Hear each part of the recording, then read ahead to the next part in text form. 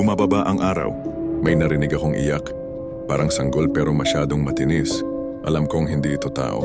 Ang tiyanak naglalaro na. Galing sa kakahuyan. Parang umiyak na bata pero bakit ang lamig ng hangin? May kumalabit sa likod ko pero walang tao. May laruan sa hagdan. Isang sirang manika basa ang mata. Parang luha. Sinong naglagay? May tumawa sa ilalim ng bahay. Boses ng bata. Nawala si Bining 3 taong gulang. Nakita ko ang bakas ng paa maliliit. Parang sa bata, pero may kuko. Nakita ko sa puno. Mukhang sanggol pero ang ngiti. Masyadong maraming ngipin. Humagulgol. Tumakbo ako, pero parang laging nasa likod ko.